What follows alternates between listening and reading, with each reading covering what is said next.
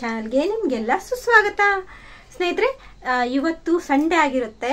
ಇವತ್ತು Sunday special ಅಂದರೆ ಸ್ವಲ್ಪ ನಮಗೆ ಫಿಶು ಅಥವಾ ಚಿಕನ್ ಏನಾದರೂ ಬೇಕಾಗಿರುತ್ತಲ್ಲ. ಇವತ್ತು ನಾನು ಚಿಕನ್ ಮಾಡ್ತಾ ಇದ್ದೀನಿ. ಚಿಕನ್ನಲ್ಲಿ ಗಾರ್ಲಿಕ್ ಚಿಕನ್ ರೋಸ್ಟ್ ಮಾಡ್ತಾ ಇದ್ದೀನಿ. ಹೇಗೆ ಮಾಡೋದು ಏನಂತ ಇವತ್ತಿನ ವಿಡಿಯೋದಲ್ಲಿ ನೀವು ನೋಡ್ತೀರಾ. ಹಾಗೆ ಬನ್ನಿ ಹಾಗಿದ್ರೆ ಇವತ್ತಿನ ಸಂಡೇ ಸ್ಪೆಷಲ್ನ ಸ್ಟಾರ್ಟ್ ಮಾಡೋಣ. ಸ್ನೇಹಿತರೆ, ನಾನಿಲ್ಲೀಗ 1 kg ಚಿಕನ್ ತೊಗೊಂಡಿದ್ದೀನಿ. ಅದನ್ನು ಕಟ್ಸಿ ಹಾಕ್ಕೊಂಡಿದ್ದೀನಿ ಚಿಕನ್ ಮೇಲೆ, ಅಂದರೆ ಮಸಾಲೆ ಎಲ್ಲ ಚೆನ್ನಾಗಿ ಒಳಗಡೆ ಹಿಡ್ಕೊಳ್ಳಿ ಅಂತ. ಅದಕ್ಕೀಗ ಲಿಂಬೆ ರಸನ ಹಾಕ್ತಾ ಇದ್ದೀನಿ. ಹಾಗೆ ಕೆಲವೊಂದು ಮಸಾಲೆ ಇಲ್ಲಿದೆ: ಅರಿಶಿನ, ಚಿಲ್ಲಿ ಪೌಡರು, ಧನಿಯಾ ಪೌಡರು, ಇದಿಷ್ಟು ಈಗ ನಾನು ಬೌಲಿಗೆ ಹಾಕ್ತಾ ಇದ್ದೀನಿ. ಎಲ್ಲ ಒಂದೊಂದು ಚಮಚ, ಧನಿಯಾ ಮಾತ್ರ 2 ಚಮಚ ತೊಗೊಂಡಿದ್ದೀನಿ, ಧನಿಯಾ ಪುಡಿ. ಇದನ್ನೆಲ್ಲ ಈಗ ಚೆನ್ನಾಗಿ ಕಲಿಸ್ಕೊಬೇಕು. ಕೈಯಿಂದ ಕಲಿಸ್ಕೊಂಡ್ರೆ ತುಂಬ ಒಳ್ಳೆಯದು, ಇನ್ನೂ ಚೆನ್ನಾಗಿ ಮಿಕ್ಸ್ ಆಗುತ್ತೆ. ಇಲ್ಲಿಗ ಎಲ್ಲ ಚೆನ್ನಾಗಿ ಕಲಿಸ್ಕೊಂಡಿದ್ದೀನಿ. ಈಗ ಮ್ಯಾರಿನೇಟ್ ಮಾಡಲಿಕ್ಕೆ ಇಡಬೇಕು.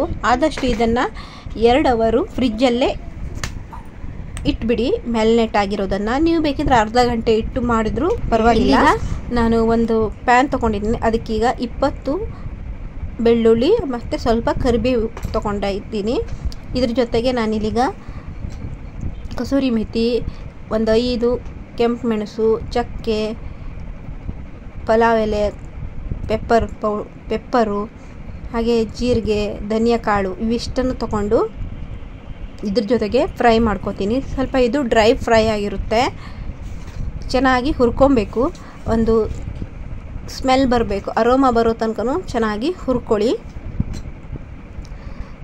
ಕೈಯಿಂದ ತಗೊಂಡ್ರಿ ಅಂದರೆ ಒಡಿಬೇಕು. ಆ ರೀತಿ ಆದ ನಂತರ ಇದನ್ನು ಮಿಕ್ಸಿಗೆ ಹಾಕಿ ನೀರು ಸ್ವಲ್ಪ ಹಾಕಿ ಪೇಸ್ಟ್ ಮಾಡ್ಕೊಂಡು ಇಟ್ಕೊಳ್ಳಿ. ಈಗ ಒಂದು ಪಾತ್ರೆಯಲ್ಲಿ ನಾನೀಗ ಇಟ್ಟು ಅದಕ್ಕೀಗ ಎಣ್ಣೆ ಹಾಕಿದ್ದೀನಿ. ಎಣ್ಣೆ ಹಾಕಿ ಈರುಳ್ಳಿ ಒಂದು 4 ತೊಗೊಂಡಿದ್ದೀನಿ ಮಾಡ್ಕೊಂಡಿರುವಂಥದ್ದು. ಅದನ್ನೀಗ ಚೆನ್ನಾಗಿ ಹುರಿತಾ ಇದ್ದೀನಿ. ಇದೀಗ ಗಾರ್ಲಿಕ್ ರೋಸ್ಟ್ ಮಾಡಲಿಕ್ಕೆ ಮಸಾಲೆ ರೆಡಿ ಆಗ್ತಾ ಇದೆ. ಈಗ ಈರುಳ್ಳಿ ಎಲ್ಲ ಚೆನ್ನಾಗಿ ಫ್ರೈ ಆಗಿ ಕೆಂಪು ಬಣ್ಣ ಬಂದ ತಕ್ಷಣ ನಾವು ಮ್ಯಾರಿನೇಟ್ ಮಾಡಿರ್ತೀವಲ್ಲ ಆ ಚಿಕನ್ನ ಇದಕ್ಕೆ ಹಾಕಬೇಕು. ಫ್ರಿಜ್ಜಲ್ಲಿ ನೀವು ಚಿಕನ್ನ ಇಟ್ಟಿದ್ರಿ ಅಂದರೆ ಒಂದು ಅರ್ಧ ತಾಸು ಮೊದಲೇ ಅದನ್ನು ಫ್ರಿಜ್ಜಿಂದ ತೆಗೆದು ಹೊರಗಡೆ ಇಟ್ಕೊಂಬಿಡಿ. ಇದರಿಂದ ನಿಮಗೆ ಚಿಕನ್ನು ರೂಮ್ ಟೆಂಪ್ಚರ್ಗೆ ಬರಲಿಕ್ಕೆ ಸರಿಯಾಗುತ್ತೆ. ಚಿಕನ್ ಹಾಕಿಬಿಟ್ಟು ಒಂದು 5 ನಿಮಿಷ ಚೆನ್ನಾಗಿ ಫ್ರೈ ಮಾಡಿ. ಅದಾದ ನಂತರ ನಾವು ಮಾಡ್ಕೊಂಡಿರೋ ಡ್ರೈ ಪೌಡ್ರ್ ಪೇಸ್ಟ್ ಇರುತ್ತಲ್ಲ ಅದನ್ನು ಇಲ್ಲಿಗ ಹಾಕ್ತಾ ಇದ್ದೀನಿ. ಈ ರೀತಿ ಆಗಿರಬೇಕು ನೋಡಿ, ಗಂಧದ ಥರ ರುಬ್ಕೊಂಡಿರಬೇಕು ಚೆನ್ನಾಗಿ. ಇದಕ್ಕೆ ನೀವೀಗ ಆಲ್ರೆಡಿ ನೋಡ್ತಾ ಇರ್ಬೋದು, ನಾನು ನೀರೇನು ಹಾಕಿಲ್ಲ. ಇದು ಈ ಮಸಾಲೆ ನೀರು ಸ್ವಲ್ಪ ಹಾಕ್ತಾ ಇದ್ದೀನಿ. ಅದರಲ್ಲೇ ಚೆನ್ನಾಗಿ ಬೇಯಬೇಕು. ಸ್ವಲ್ಪ ಮೀಡಿಯಮ್ ಉರಿನಲ್ಲೇ ಇದನ್ನು ಬೇಯಿಸಿ ಮೇಲ್ಗಡೆಯಿಂದ ಕೊತ್ತಂಬರಿ ಸೊಪ್ಪು ಹಾಗೆ ಕರಿಬೇವಿನ ಸೊಪ್ಪು ಸ್ವಲ್ಪ ಹಾಕಿ ಚೆನ್ನಾಗೀಗ ಫ್ರೈ ಮಾಡಿ ಕಲಿಸ್ಬೇಕು.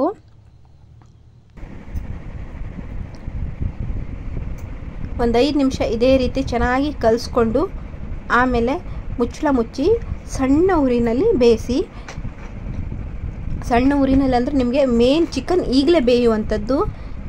ಮಿಡ್ಲು ನೀವು ಲಿಡ್ ಓಪನ್ ಮಾಡಿಬಿಟ್ಟು ಚಿಕನ್ ಬೆಂದಿದೆಯಾ ಅಥವಾ ಮಾಯ್ಶ್ಚರ್ ಕಡಿಮೆ ಆಯಿತಾ, ಚಿಕನ್ಗೆ ನೀರು ಕಡಿಮೆ ಆಯಿತಾ ನೋಡ್ತಾ ಇರಬೇಕು. ಇದು ನಾವು ಹೆಚ್ಚಿಗೆ ನೀರು ಹಾಕಬಾರ್ದು ಅದಕ್ಕೆ ನಾನಿಲ್ಲಿ ಯಾವುದು ನೀರು ಹಾಕ್ತಾ ಇಲ್ಲ. ಈಗ ಮತ್ತೆ ಪುನಃ ನಾನೀಗ ಬೇಯಿಸ್ತಾ ಇದ್ದೀನಿ. ಒಂದು 15 ನಿಮಿಷ ಆದ ನಂತರ ಮತ್ತೆ ಈಗ ನಾನು ಲಿಡ್ ಓಪನ್ ಮಾಡಿದ್ದೀನಿ. ಚಿಕನಿಗೆ ನಾವು ಏನು ಮಸಾಲೆ ಹಾಕಿದ್ವಿ ಅದು ಹಾಗೇ ಇದೆ. ಚೆನ್ನಾಗಿ ಬೆಂದಿದೆ ಚಿಕನ್ ಕೂಡ. ಈಗ ಬೇಕಾದಷ್ಟು ನಿಮ್ಗೆ ಉಪ್ಪು ಬೇಕಾದರೆ ಉಪ್ಪನ್ನು ಹಾಕ್ಕೊಂಡು ಮತ್ತೆ ಒಂದು 5 ನಿಮಿಷ ಬೇಯಿಸ್ಬಿಡಿ. ಈ ರೀತಿ ನಾನು ಪದೇ ಮಾಡ್ತಾಯಿದ್ದೀನಿ. ಏನಕ್ಕಂದ್ರೆ ನಾನು ಅದು ಬೇಗ ತಳ ಹಿಡಿದ್ಬಿಟ್ರೆ ಅಂತ ನಾನೀಗ ಸ್ವಲ್ಪ ಚೆಕ್ ಮಾಡ್ತಾ ಇದ್ದೀನಿ ಅಷ್ಟೇ. ಇಲ್ಲಿಗ ನಾನು ಸೀಳಿದಂಥ ಹಸಿಮೆಣಸಿನ್ಕಾಯಿ, ಕರಿಬೇವು, ಹಾಗೆ ಉದ್ದುದ್ದಕ್ಕೆ ಹೆಚ್ಚಿದಂಥ ಶುಂಠಿ, ತುಂಬ ತೆಳ್ಳಗೆ ಉದ್ದುದ್ದಕ್ಕೆ ಹೆಚ್ಚಿರಬೇಕು. ಹಾಗೆ ಲಿಂಬೆ ಹಣ್ಣನ್ನು ಸ್ಲೈಸಾಗಿ ಕಟ್ ಮಾಡ್ಕೊಂಡು ಲೈಟಾಗಿ ತಿನ್ನ ಲೇಯರಲ್ಲಿ ಲೈಟಾಗಿ ಕಟ್ ಮಾಡಿಕೊಂಡು ಈಗ ಒಂದು 5 ನಿಮಿಷ ಬೇಯಿಸ್ತೀನಿ. ಯಾಕಂದರೆ ಈ ಫ್ಲೇವರ್ ಎಲ್ಲ ಆ ಚಿಕನ್ನ ಹಿಡ್ಕೊಳ್ಳಿ ಅಂತ ಅಷ್ಟೇ. ಇಲ್ಲಿಗ ಎಲ್ಲ ಮೆತ್ತಗೆ ಆಗಿದೆ ನಾವು ಹಾಕಿದಂಥ ಐಟಮ್ಸ್ ಎಲ್ಲ. ಈಗ ರೆಡಿಯಾಗಿದೆ ಅಂತ ಹೇಳ್ಬೋದು ಗಾರ್ಲಿಕ್ ಚಿಕನ್ ರೋಸ್ಟ್ ಅನ್ನೋದು. ನೋಡಿ ಈ ರೀತಿ ಸೆಮಿ ಗ್ರೇವಿ ಟೈಪ್ ಬಂದಿದೆ ನೋಡಿ. ಮೊದಲು ಸ್ವಲ್ಪ ನೀರಿದ್ದಂಗೆ ಅನಿಸ್ತಿತ್ತಲ್ವ, ಲಿಕ್ವಿಡಿಟಿ ಜಾಸ್ತಿ ಇತ್ತು, ಈಗ ಅಷ್ಟೊಂದಿಲ್ಲ. ಮತ್ತು ಚಿಕನ್ ಕೂಡ ಬೆಂದಿದೆ, ನಿಮಗೆ ಕಲ್ಲರಲ್ಲಿ ಗೊತ್ತಾಗ್ತಿರ್ಬೋದು. ತುಂಬ ಚೆನ್ನಾಗಿ ಬಂದಿದೆ. ಚಿಕನ್ ಎಷ್ಟು ಬೆಂದಿದೆ ಅಂತ ಚೆಕ್ ಮಾಡ್ಕೊಂಡ್ಬಿಡೋಣ, ನೋಡುವ. ಚಿಕನ್ನು ತುಂಬ ಚೆನ್ನಾಗಿ ಬೆಂದಿದೆ ಮತ್ತು ಇದು ಚಪಾತಿಗೆ ಅನ್ನಕ್ಕೆ ಕಲಿಸ್ಕೊಂಡು ತಿನ್ನಲಿಕ್ಕೆ ತುಂಬ ಚೆನ್ನಾಗಿರುತ್ತೆ. ನೀವು ಒಂದು ಸತಿ ಮನೇಲಿ ಮಾಡಿ ಟ್ರೈ ಮಾಡಿ, ಹೇಗೆ ಅನ್ನಿಸ್ತು ಅಂತ ಕಮೆಂಟ್ ಸೆಕ್ಷನಲ್ಲಿ ತಿಳಿಸಿ. ಸ್ನೇಹಿತರೆ, ಇವತ್ತು ನಾನು ಮಕ್ಕಳಿಗೆ ಕರ್ಕೊಂಡು ಬರ್ತ್ಡೇ ಪಾರ್ಟಿಗೆ ಹೋಗ್ತಾ ಇದ್ದೀನಿ. ಅದಕ್ಕೆ ಈಗ ಅದಕ್ಕಿಂತ ಮೊದಲೇ ನಿಮಗೆ ಅದ್ರ ಬಗ್ಗೆ ಹೇಳುವ ಅಂತ ತಿಳ್ಕೊಂಡೆ. ನಮ್ಮ ಅತ್ತೆಯ ತಮ್ಮನ ಮೊಮ್ಮಗಳಿಗೆ ಇವತ್ತು ಬರ್ತ್ಡೇ ಇರುವಂಥದ್ದು. ನನಗೂ ಸಡನ್ಲಾಗಿ ನಮ್ಮ ಅತ್ತೆ ಈಗಷ್ಟೇ ಹೇಳಿದ್ರು, ಸಂಡೇ ಈಗ 6 ಗಂಟೆ ಬರ್ತ್ಡೇ ಅಂತೆ. ಈಗ 4 ಗಂಟೆ ನನಗೆ ಗೊತ್ತಾಗಿರೋದು. ಅದಕ್ಕೆ ಈಗ ಬೇಗ ರೆಡಿಯಾಗಿ ಮತ್ತೆ ನಾನೀಗ ಹೊರಡ್ತಾ ಇದ್ದೀನಿ. ಸ್ನೇಹಿತರೆ, ಈಗ ನಾನು ಬರ್ತ್ಡೇಗಂತ ಭಟ್ಕಳದ ರಾಘವೇಂದ್ರ ಸ್ವಾಮಿ ದೇವಸ್ಥಾನ ಇದೆಯಲ್ಲ, ಅದ್ರ ಹಿಂದ್ಗಡೆಗೆ ಈ ಪ್ಲೇಸ್ ಇರುವಂಥದ್ದು. ಇಲ್ಲಿ ಬರ್ತ್ಡೇ ಆಚರಣೆ ಮಾಡ್ತಾ ಇರುವಂಥದ್ದು. 1 ವರ್ಷದ ಬರ್ತ್ಡೇ ಸೆಲೆಬ್ರೇಷನ್ ಆಗಿರುತ್ತೆ ಇದು. ಪ್ರಿಯಾಂಶಿಗಂತೂ ತುಂಬ ಖುಷಿಯಾಗೋಗಿದೆ. ನಾವು ಸ್ಟಾರ್ಟಿಂಗ್ ಬಂದ ತಕ್ಷಣವೇ ಇಲ್ಲಿ ಜನ ಯಾರೂ ಇರಲಿಲ್ಲ. ನಾವು 5:15ಗೆ ಬಂದುಬಿಟ್ವಿ. ಕಾರ್ಟೂನ್ ಫೋಟೋಸ್ ಎಲ್ಲ ಇದ್ದಿತ್ತಲ್ಲ, ಪ್ರಿಯಾಂಶಿ ತುಂಬ ಫೋಟೋಸ್ ಎಲ್ಲ ತಗೊಂಡ್ಬಿಟ್ಲು ಮೊದಲಿಗೆ ಬಂದ ತಕ್ಷಣ. ಆಮೇಲೆ ತೊಗೊಳ್ಲಿಕ್ಕೆ ಆಗುತ್ತೋ ಇಲ್ವೋ ಅಂತ. ಅದಕ್ಕೆ ಅವ್ರದ್ದು ಮತ್ತು ಕಾರ್ಟೂನ್ಸ್ ಎಲ್ಲ ಫೋಟೋಸ್ ಎಲ್ಲ ಹಾಕಿದ್ರಲ್ಲ, ಅವಳಿಗಂತೂ ತುಂಬಾ ಖುಷಿ ಆಯಿತು. ಎಕ್ಸೈಟ್ಮೆಂಟಲ್ಲೇ ಇದ್ಲು ಅವಳಿಗೆ.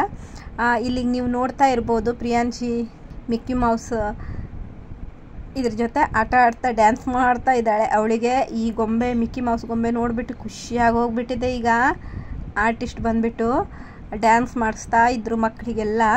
ನನ್ನ ಮಗನು ಚಾಕ್ಲೇಟ್ ಅವ್ರ ಕೈಯಲ್ಲಿತ್ತ, ಮಿಕ್ಕಿ ಮೌಸ್ ಆರ್ಟಿಸ್ಟ್ ಹತ್ರ ಎಲ್ಲರಿಗೂ ಚಾಕ್ಲೇಟ್ ಕೊಡ್ತಾ ಇದ್ರ. ನನ್ನ ಮಗಳು ಅವನ್ನೆಲ್ಲಿ ಹೋಗ್ತಾರೆ ಅಲ್ಲೇ ಇರೋದು, ಆ ರೀತಿ ಅವಳಿಗೆ ಖುಷಿಯಾಗಿ ಹೋಗಿದೆ. ಅವಳಿಗೆ ಈ ಥರ ಫಸ್ಟ್ ಎಕ್ಸ್ಪೀರಿಯೆನ್ಸು, ಮೊದಲೆಲ್ಲ ಗೊತ್ತಾಗ್ತಾ ಇರಲಿಲ್ಲ. ಅದಕ್ಕೆ ಈಗ ಅವಳು ಸ್ವಲ್ಪ ಟಿ ವಿ ಎಲ್ಲ ನೋಡಿಕೊಂಡು ಗೊತ್ತಾಗಿದೆ ಈಗ ಕಾರ್ಟೂನ್ ಆರ್ಟಿಸ್ಟ್ ಎಲ್ಲ. ಹಾಗೆ ಸಣ್ಣ ಮಕ್ಕಳಿಗೆಲ್ಲ ಕೆಲವೊಂದು ಆಟ ಗೇಮ್ಸ್ ಎಲ್ಲ ಹಾಕಿದ್ರು.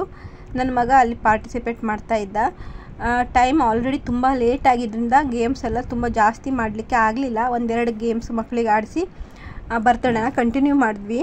ಈ ಗೇಮ್ ಬಂದುಬಿಟ್ಟು ಟವೆಲ್ ಹಾಕಿದಾರಲ್ಲ ತಲೆ ಮೇಲೆ, ಆ ಟವೆಲ್ಲು ಕೆಳಗಡೆ ಬೀಳಬಾರ್ದು ಅಥವಾ ಹಾರಿ ಬೀಳಬಾರ್ದು. ತಲೆ ಮೇಲೆ ಟವೆಲ್ ಇಟ್ಕೊಂಡು ನಿಧಾನವಾಗಿ ಕೂತ್ಕೊಳ್ಳೋದು ಏಳೋದು ಮಾಡಬೇಕು. ನನ್ನ ಮಗ ಕೊನೆ ತನಕ ಪ್ರಯತ್ನ ಮಾಡ್ದ. ಲಾಸ್ಟಿಗೆ ಏನಾಯಿತು, ಅದು ಸ್ವಲ್ಪ ಗಾಳಿಗೆ ಹಾರೋಯ್ತು. ಅದಾದ ಸೆಕೆಂಡಿಗೆ ಪಕ್ಕದಲ್ಲಿರೋ ಇದಕ್ಕೂ ಹಾರೋಗ್ಬಿಡ್ತು.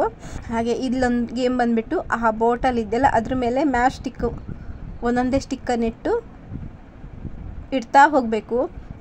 ಇದರಲ್ಲೂ ಪಾರ್ಟಿಸಿಪೇಟ್ ಮಾಡಿದ್ದ ಮಗ. ಹಾಗೆ ಮಕ್ಕಳಿಗೀಗ ತುಂಬ ಈ ಥರ ಬರ್ತ್ಡೇ ಪಾರ್ಟಿಲಿ ಗೇಮ್ಸ್ ಅಲ್ಲಿ ಪಾರ್ಟಿಸಿಪೇಟ್ ಮಾಡೋದಂದರೆ ತುಂಬ ಖುಷಿಯಾಗಿ ಹೋಗುತ್ತೆ. ಮಕ್ಕಳಿಗೂ ಸ್ವಲ್ಪ ಫ್ರೀನೇ ಬಿಟ್ಬಿಟ್ಟಿದ್ದೆ, ಅವರಷ್ಟಕ್ಕೆ ಅವರು ಆಟ ಆಡ್ಕೊತಿದ್ರು.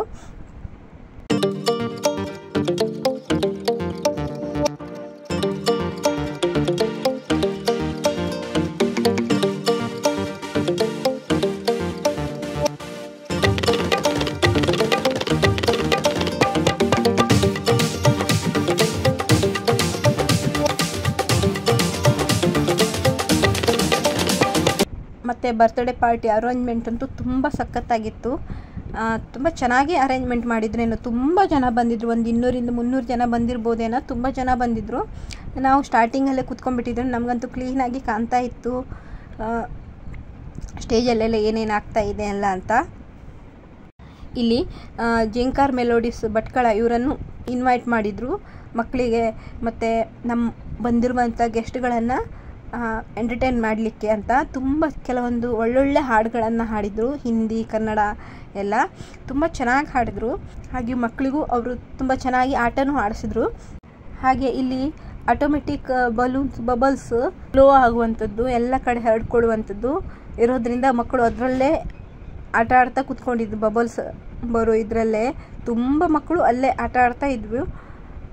ಮಕ್ಕಳಿಗಂತೂ ತುಂಬ ಖುಷಿ ಆಗ್ತಿತ್ತು. ತುಂಬ ಬಬಲ್ಸ್ ಬರ್ತಾಯಿತ್ತಾ, ಕುಳಿತಿರುವಂಥ ಗೆಸ್ಟ್ ಮೇಲೆ ಎಲ್ಲ ಹಾರ್ತಾ ಇತ್ತು. ಮಕ್ಕಳು ಅದು ಎಲ್ಲಿ ಹೋಗುತ್ತೆ ಅಲ್ಲಿ ಹೊಡಿಲಿಕ್ಕೆ ಪ್ರಯತ್ನ ಮಾಡ್ತಾಯಿದ್ರು. ಇದು ಆಟೋಮೆಟಿಕ್ ಆಗಿತ್ತು, ತುಂಬ ಯುನೀಕ್ ಆಗಿತ್ತು ಅಂತ ಹೇಳ್ಬೋದು.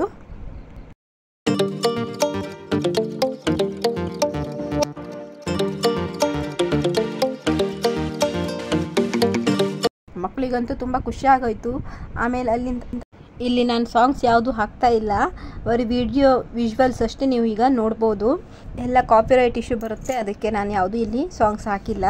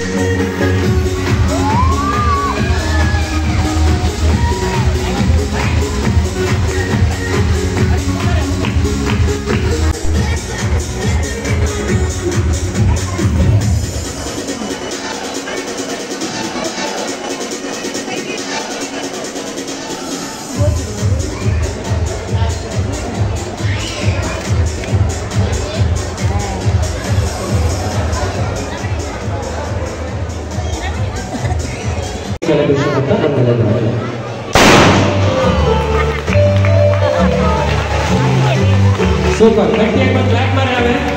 Prarthana kar. Beautiful. Yeah.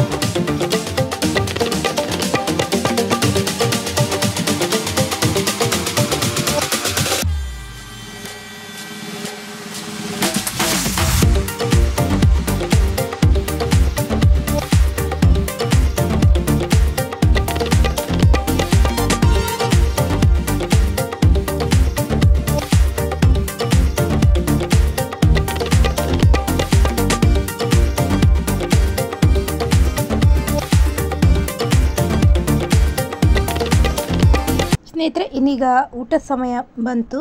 ಒಂದು 8:30 ಅಂದರೆ ಊಟಕ್ಕೆ ಸ್ಟಾರ್ಟ್ ಆಯಿತು. ಈಗ ನಾವು ಸ್ವಲ್ಪ ಹೊತ್ತಿನಲ್ಲೇ ಊಟಕ್ಕೆ ಹೋಗ್ತಾ ಇದ್ದೀವಿ. ನಾನು ವಿಡಿಯೋನ ಮುಗಿಸ್ತಾ ಇದ್ದೀನಿ. ಇವತ್ತಿನ ವಿಡಿಯೋ ನಿಮಗೆ ಇಷ್ಟ ಆಗಿದೆ ಅಂತ ಅನ್ಕೋತೀನಿ. ವಿಡಿಯೋ ಇಷ್ಟ ಆಗಿದ್ದರೆ ವಿಡಿಯೋಗೊಂದು ಲೈಕ್ ಕೊಟ್ಟು ಚಾನಲ್ನ ಇನ್ನೂ ತನಕ ಸಬ್ಸ್ಕ್ರೈಬ್ ಮಾಡದೆ ಇದ್ದರೆ ಚಾನಲ್ನ ತಪ್ಪದೇನೆ ಸಬ್ಸ್ಕ್ರೈಬ್ ಮಾಡ್ಕೊಳ್ಳಿ. ಸ್ನೇಹಿತರೆ, ಇದೇ ರೀತಿ ನಿಮ್ಮ ಪ್ರೋತ್ಸಾಹ ಸಿಗ್ತಾ ಇರಲಿ ಚಾನಲ್ಗೆ ಅನ್ಕೊತ, ಇದ್ರ ಜೊತೆಗೆ ನಾನು ಕೆಲವೊಂದು ವೀಡಿಯೋಸ್ನ ಈ ಪ್ರೋಗ್ರಾಮಲ್ಲಿ ತಗೊಂಡಿದ್ದೆ. ಆ ಫೋಟೋಸ್ನ ನಾನಿಲ್ಲಿ ಹಾಕ್ತಾ ಇದ್ದೀನಿ. ಇಲ್ಲಿಗೆ ಇವತ್ತಿನ ವಿಡಿಯೋನ ಮುಗಿಸ್ತಾ ಇದ್ದೀನಿ. ಬಾಯ್.